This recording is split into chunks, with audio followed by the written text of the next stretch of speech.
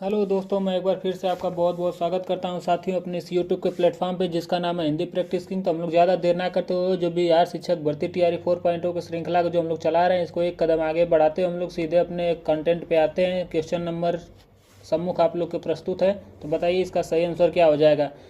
गौतम बुद्ध को ज्ञान की प्राप्ति कहाँ हुई थी, बताइए आप लोग।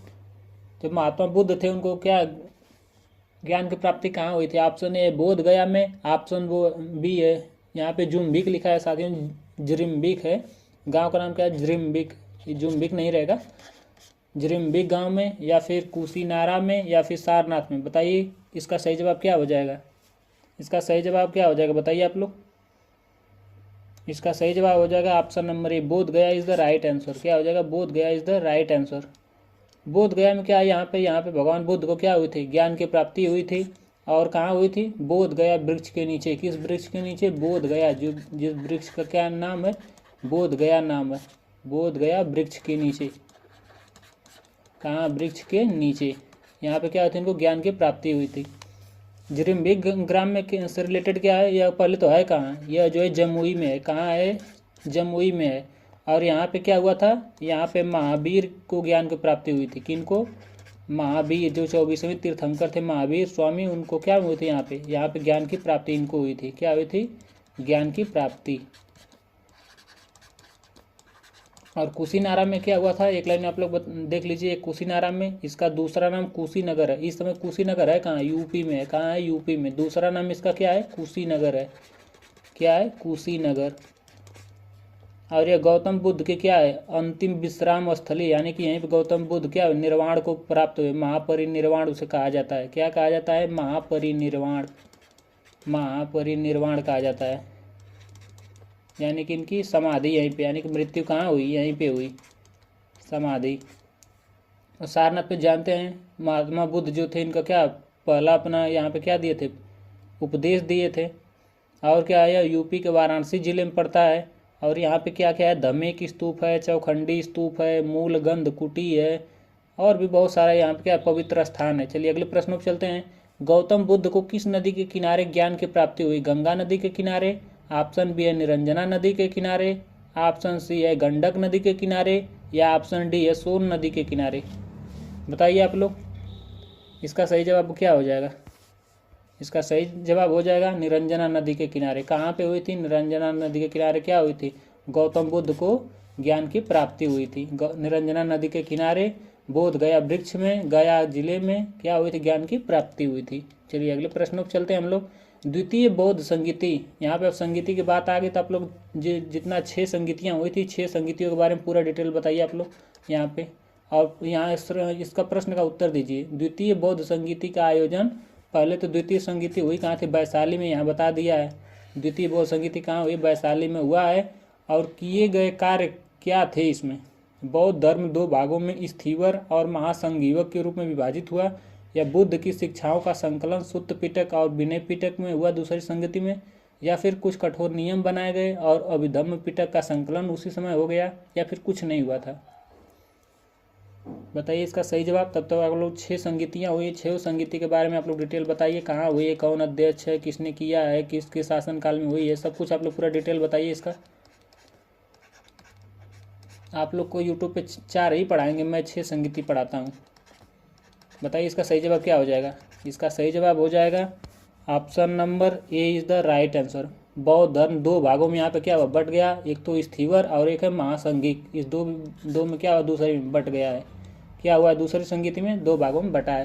पहली संगीति हुई कहाँ थी बताइए। पहली संगीति हुई है राजगृह में। मैं ट्रिक बताया हूँ कि राज नाम का लड़का है, इसकी शादी किससे हो गई, दूसरी संगीति वैशाली से हो गई। किससे शादी हुई, वैशाली से हुई। वैशाली को क्या हुआ, पुत्र रत्न की प्राप्ति हुई, यानी कि पाटलिपुत्र। क्या हुआ, पाटलिपुत्र।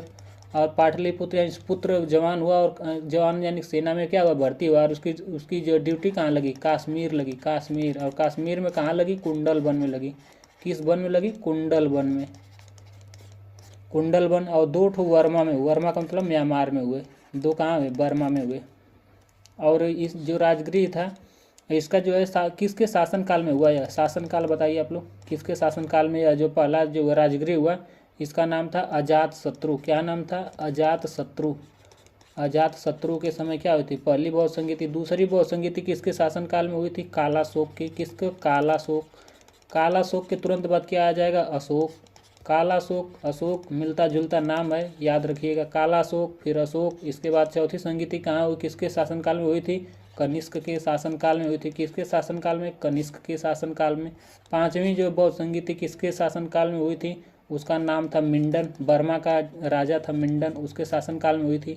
छठी बौद्ध संगीति कहाँ हुई? बर्मा सरकार ने कराई। किसने कराई? बर्मा सरकार ने कराई। और इसके अध्यक्षता किसने की? इन सभी जो है अध्यक्षता किसने की बताइए? बिल्कुल इंपॉर्टेंट क्वेश्चन की श्रृंखला है यह। इसकी अध्यक्षता किसने की सभी की बताइए? जो राजगृह में हुआ इसकी अध्यक्षता महाकश्यप ने की। किसने की? महाकश्यप ने। किसने की? महाकश्यप ने की। दूसरी बौद्ध संगीति जो वैशाली में हुई कालाशोक के समय, इसकी अध्यक्षता सबकामी ने की, या फिर सुबुकामी भी इसको बोल देते हैं। क्या हुई? सबकामी ने की। किसकी अध्यक्षता इसकी? किसने की? सबकामी ने की। जो अशोक के समय हुई थी पाटलिपुत्र में, इसकी अध्यक्षता मोगलीपुत्र तिस्से ने की। किसने की? मोगलीपुत्र तिस्से ने इसकी अध्यक्षता की। कनिष्क का जो चौथा जो है बौद्ध संगीति हुई कनिष्क के समय, उसकी अध्यक्षता वसुमित्र या अश्वघोष ने की। किसने की थी? वसुमित्र और अश्वघोष ने। वसुमित्र और अश्वघोष ने मिलकर की। अश्वघोष। जो पांचवी संगीति हुई मिंडन में, मिंडन के शासनकाल में और बर्मा में हुई, इसकी अध्यक्षता जगराभिवम्मा ने की। किसने की?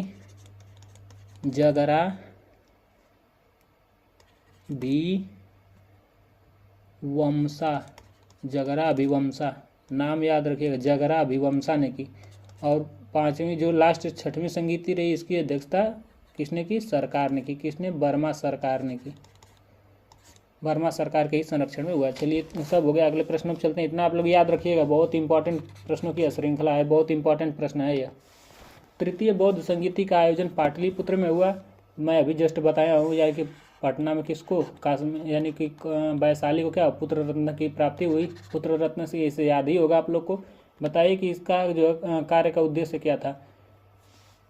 ऑप्शन ए है बौद्ध धर्म का दो भागों यानी हीनयान और महायान में बट गया, या बौद्ध धर्म की शिक्षाओं का संकलन सुत्त पिटक और विनय पिटक में हो गया, या फिर बौद्ध धर्म के दो भाग स्थीवर और महासंघिक के रूप में हो गया विभाजन, या फिर कुछ कठोर नियम बनाए गए और अभिधम्म पिटक का संकलन हो गया।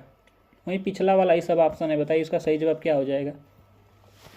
जो दूसरी वाली बौद्ध संगीति थी तो उसको तो आप लोगों ने देख ही लिया, यह स्थीवर और महासंघिक हुआ, तो यह तो हो नहीं सकता है। तो तीसरे में क्या हो गया? पुत्र जो है कश्मीर गया और इसको खूब मजबूत बनाया गया। इसे आप ट्रिक से याद रखिए, क्या किया गया? बहुत मजबूत बनाया गया, तभी तो यह कश्मीर में ड्यूटी कर पाएगा शत्रुओं के बीच। तो इसे याद रखिएगा, कुछ कठोर नियम बनाए गए और अभिधम्म पिटक की क्या हुई? संकलन हुआ। चलिए अगले प्रश्न पर चलते हैं। निम्नांकित में किस नगर में महात्मा बुद्ध का घनिष्ठ संबंध रहा है? किस नगर से महात्मा बुद्ध का घनिष्ठ संबंध रहा है? राजगीर से रहा है, बोधगया से रहा है, वैशाली से रहा है, या सभी से रहा है इनका संबंध? बताइए आप लोग। राजगीर के बारे में भी मैं बता चुका हूँ, बोधगया के बारे में भी बता चुका हूँ, वैशाली के बारे में मैं बता चुका हूँ। किस नंबर? 351। 300 पिछला वीडियो हमारा देखिए। 351 नंबर क्वेश्चन में पूरा एक ही क्वेश्चन में तीनों बहुत डीपली बताया हूँ इसके बारे में।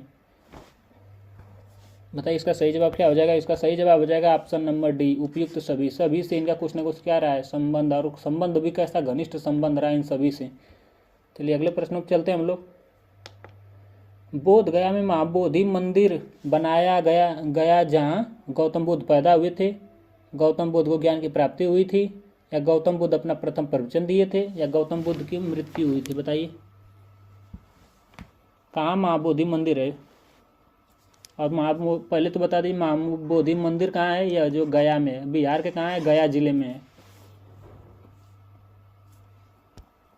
इसका सही आंसर हो जाएगा option number B, Gautam Buddha को ज्ञान का प्राप्त हुआ था वहीं पे क्या है? महाबोधि। महाबोधि यहाँ पे बोध से ही मैं बताया हूँ कि बोध का मतलब ज्ञान होता है, और ज्ञान यहाँ पे है।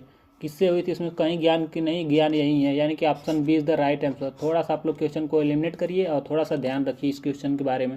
चलिए अगले प्रश्न पर चलते हैं। प्रसिद्ध बौद्ध सारीपुत्र का जन्म कहाँ हुआ है? बताइए। नालंदा में हुआ है, वैशाली में हुआ है, गया में हुआ है, या पटना में हुआ है? बताइए इसका सही जवाब। इसका सही जवाब हो जाएगा ऑप्शन नंबर ए, नालंदा में हुआ है। कहाँ हुआ है? Nalanda is the right answer. Option A is the right answer. Nalanda के बारे में मैं बता चुका हूँ, फिर थोड़ा सा देख लीजिए कि नालंदा विश्वविद्यालय की स्थापना किसने की? कुमारगुप्त ने की। ये कुमारगुप्त क्या है? गुप्त वंश का एक राजा था। और इसकी स्थापना कब की थी? इसकी स्थापना 427 ईसा पूर्व में की थी। वैशाली के बारे में मैं 351 नंबर क्वेश्चन बता चुका हूँ, फिर भी थोड़ा देख लीजिए कि यह दुनिया का क्या है? पहला गणराज्य है। अब बुद्ध जी ने अपना आखिरी उपदेश यहीं पर दिया और यहाँ महावीर का जन्म भी हुआ है। वैशाली में किनका? महावीर का जन्म है। ये इंपॉर्टेंट फैक्ट है, लिख लीजिए आप लोग इंपॉर्टेंट लगा के। महावीर का जन्म, यहीं पर महावीर का क्या हुआ है? जन्म हुआ है।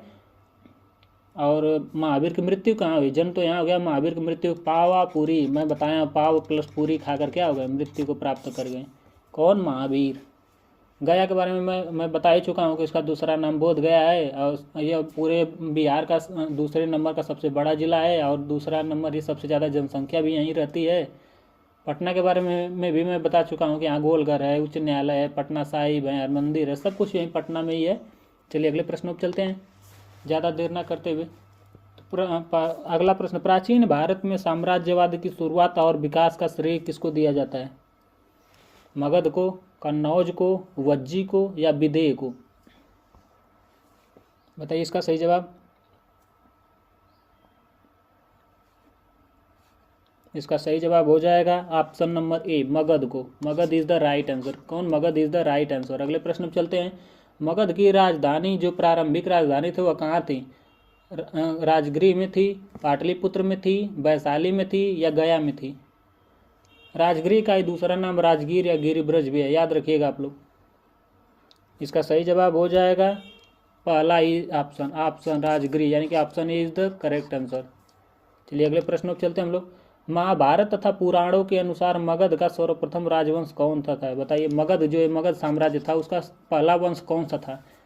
वृद्धृत वंश था, शिशुनाग वंश था, नंद वंश था या आर्यक वंश था? पहले चलिए बताइए इसका आंसर और बता दीजिए आप लोग, लगे हाथ सभी के संस्थापकों के बारे में बता दीजिए। चलिए बताइए इसका सही जवाब क्या हो जाएगा? बताइए आप लोग तब तक, बताइए। इसका सही जवाब हो जाएगा ऑप्शन नंबर ए, बृहद्रथ वंश is the right answer. Brihadratha वंश इज द राइट आंसर।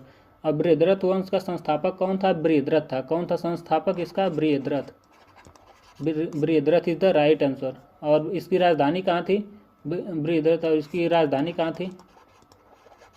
इसकी राजधानी कहाँ थी? इसकी राजधानी राजगृह थी। कहाँ थी? राजगृह में।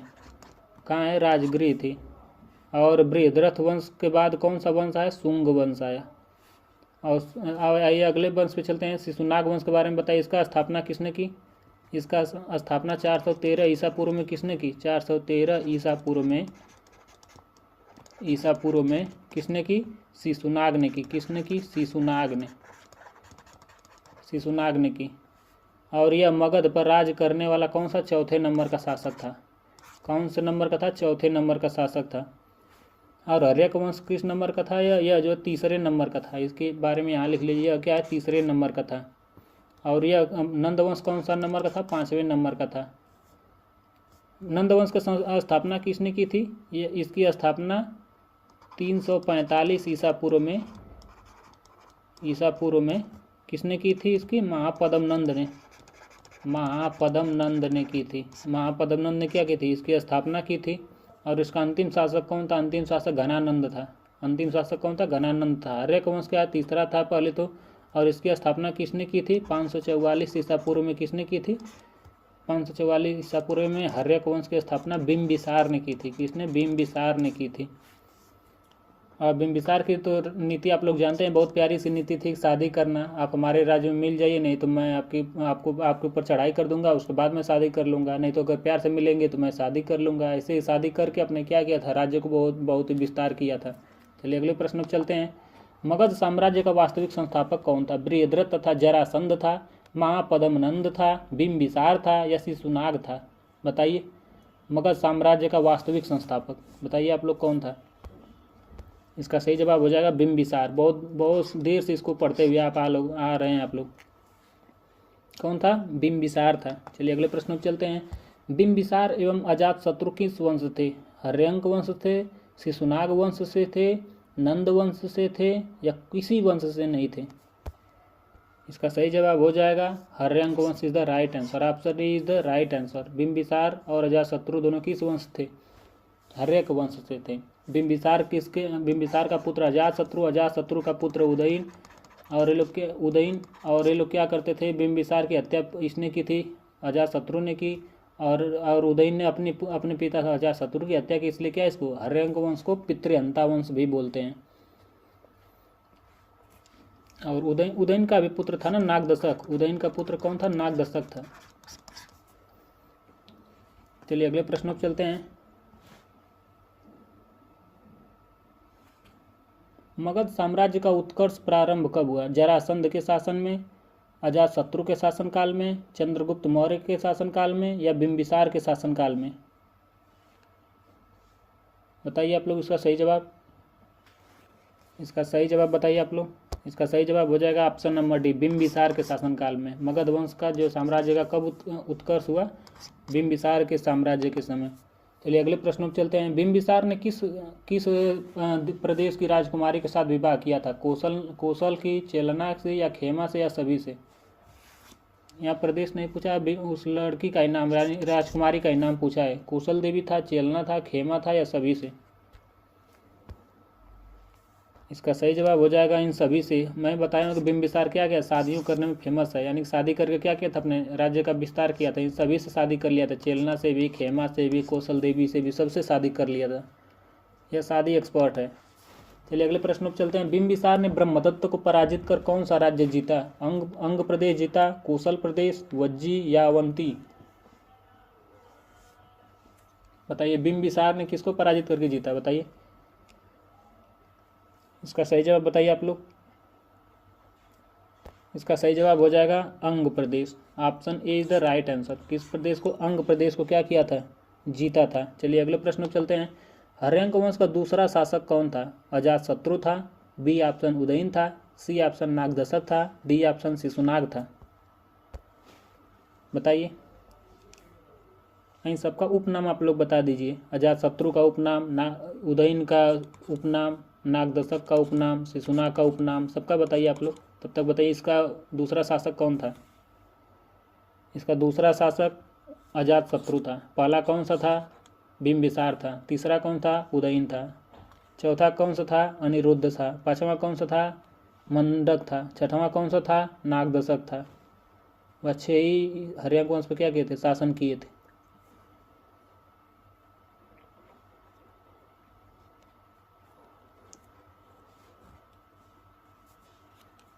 बताइए आप लोग इसका दूसरा शासक कौन था? अजातशत्रु था। मैं सबका लिस्ट ही बना दे रहा हूँ, यहीं पे लिस्ट बनवा दे रहा हूँ। प्रथम शासक कौन था? First number, second number, third number, fourth number, fifth number और सिक्स नंबर। 6 ही लोग हर्यंक वंश पे राज्य किए। 6 का नाम मैं आप लोग बता दे रहा हूँ। पहले कौन था? बिंबिसार। बिंबिसार था। बिंबिसार का पुत्र कौन था? अजातशत्रु। दूसरा कौन था? अजातशत्रु था। तीसरे नंबर पे कौन आया? उदयन आया। कौन आया? उदयन आया। उदयन इसका पुत्र था। और चौथे नंबर पे कौन शासन किया? अनिरुद्ध। अनिरुद्धाचार्य नहीं, अनिरुद्ध। अनिरुद्ध इसका नाम था, राजा था। और पांचवा पे कौन किया? मंडक ने किया। किसने? मंडक ने शासन किया। और उदयन का पुत्र जो था लास्ट नंबर पे, नागदशक ने किया। नागदशक यह इसके पुत्र थे। बिंबिसार के यह पुत्र थे। अजातशत्रु के यह पुत्र थे। इन लोगों ने क्या किया? हर्यंक वंश पे शासन किया। अगला प्रश्न। राजगीर में दुर्ग तथा स्तूप की स्थापना मगध के किस शासक ने की? बिंबिसार ने की, अजातशत्रु ने की, उदयन ने की, या कोई नहीं की? बताइए। जो राजगीर में दुर्ग तथा स्तूप था उसकी स्थापना जो है किसने की? इसका सही जवाब हो जाएगा अजातशत्रु ने की। सबसे प्रतापी राजा यही है अजातशत्रु, इसलिए इसी ने क्या की? राजगीर में दुर्ग और स्तूप की क्या की? स्थापना की।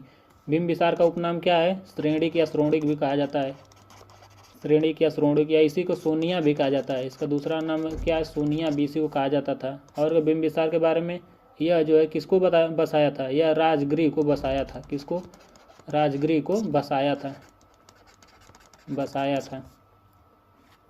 और अजातशत्रु का उपनाम क्या था? मैं पिछले वीडियो में पिछले क्वेश्चन बताना भूल गया, यहाँ बता दे रहा हूँ। इसका जो है उपनाम कुनिक था। इसका नाम क्या था? श्रेणिक। इसका नाम क्या था? अजातशत्रु का कुनिक उपनाम है। और नागदशक या क्या, या तो हर्यंक वंश का जो अंतिम शासक था, और उदयन इसका क्या था? पुत्र था। चलिए अगले प्रश्न पर चलते हम लोग। वज्जी संघ के लिच्छवियों को पराजित करने वाला मगध का साम्राज्य कौन था? बिंबिसार था, अजातशत्रु था, नागदशक था, या कोई नहीं था?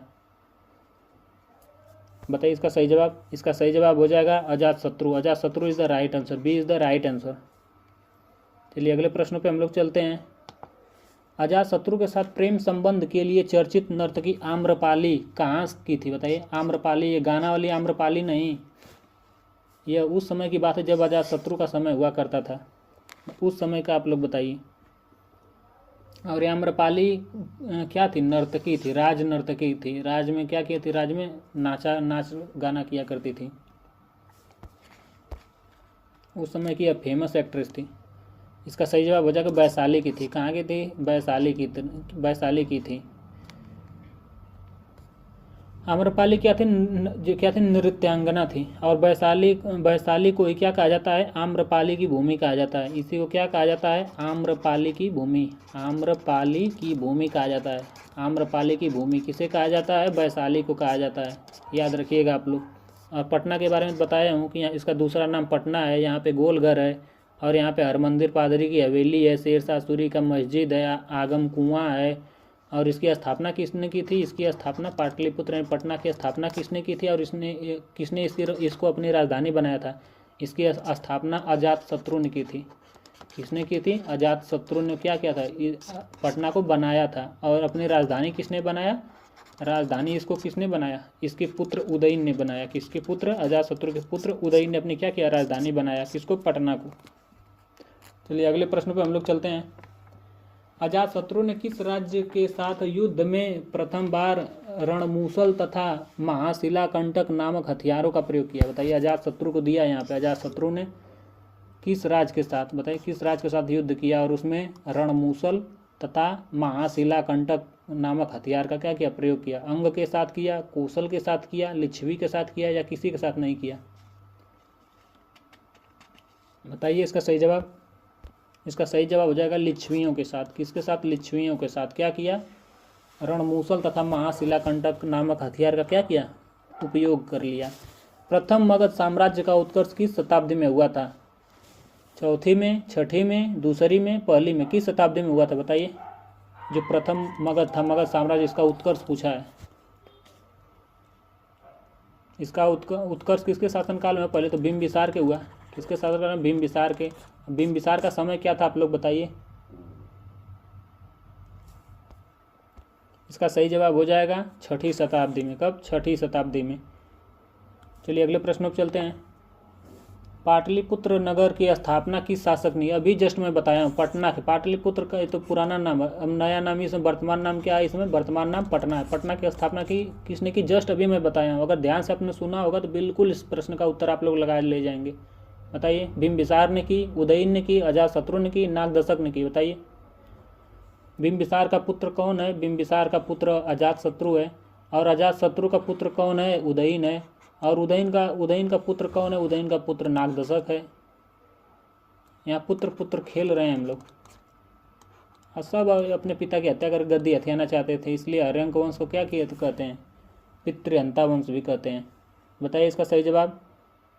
इसका सही जवाब बताइए आप लोग। इसका सही जवाब हो जाएगा Udayan. Udayan is the right answer. Patna को किसने बनाया? उदयन ने बसाया। लेकिन वास्तविक पूछे तो अजातशत्रु ने इसको पटना को क्या किया था? जो है बसाया था। और उदयन ने क्या किया था? अपनी राजधानी बनाया था। इसलिए उदयन और यहाँ पे अजातशत्रु दोनों होंगे, लेकिन यहाँ इसका सही जवाब उदयन ही होगा। अगर उदयन ऑप्शन में ना दिया हो, अगर उदयन, तब आप अजातशत्रु को लगाएंगे।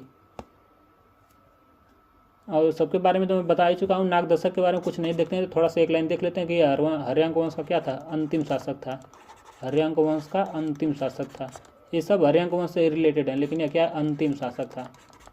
अंतिम शासक था। चलिए अगले प्रश्नों पे हम लोग चलते हैं। किस राजा ने पटना को सर्वप्रथम मगध की राजधानी बनाया? उदयन ने बनाया, बिंबिसार ने बनाया, धनानंद ने बनाया, या अजातशत्रु ने बनाया? किस राजा ने, किसने पटना को अपने क्या किया था? राजधानी बनाया। मैं जस्ट अभी बताया हूँ। सही जवाब बताइए आप लोग। इसका सही जवाब हो जाएगा उदय ने। उदय ने क्या किया, अपने राजधानी बनाया, और 1017 में क्या इसको बसाया था, यानी इसकी नींव रखी थी। सबके बारे में बता चुका हूँ, धनानंद के बारे में नहीं बताया। थोड़ा सा एक लाइन देख लीजिए कि यह क्या था, नंद वंश का अंतिम शासक था। किसका, नंद वंश का। नंद वंश का अंतिम शासक था, नंद का अंतिम शासक था, अंतिम लिख दे रहा हूँ, अंतिम शासक था। क्या, नंद वंश का अंतिम शासक था। इसके बाद क्या किया, चंद्रगुप्त मौर्य ने इसको पराजित किया और किसका, मौर्य वंश की क्या की, स्थापना की। चलिए अगले प्रश्न पर चलते हैं हम लोग। तो साथियों आज का हमारा सेशन नहीं साथियों, एक और प्रश्न है 400 नंबर, इसको हल कर लेते हैं। हर्यंक वंश का अंतिम शासक कौन था, ये तो मैं जस्ट अभी बता चुका हूँ। कौन था, नागदशक था। हर्यंक वंश का अंतिम नागदशक था। चलिए, और नागदशक को पराजित करके मौर्य वंश की स्थापना किसने की, चंद्रगुप्त मौर्य ने। किसकी सहायता से की, चाणक्य की सहायता से की। चाणक्य का उपनाम क्या था, कौटिल्य था, या फिर उसी को क्या कहते हैं, एक और उसका नाम है कौटिल्य या चाणक्य। चलिए इसी के साथ हमारा ये सेशन समाप्त होता है साथियों। तो अगर वीडियो अच्छा लगे आपको तो लाइक, सब्सक्राइब एंड शेयर करना ना भूलें। आप लोग ज़्यादा से ज़्यादा लोग को शेयर करें ताकि हमारे इस वीडियो से ज़्यादा से ज़्यादा लोग लाभान्वित हो सकें साथियों। तो ज़्यादा देर ना करते हम लोग इस सेशन को यहीं पे समाप्त करते हैं। तो आज के लिए बस इतना ही। अपने आर के सर को आप लोग इजाज़त दीजिए साथियों। धन्यवाद दोस्तों।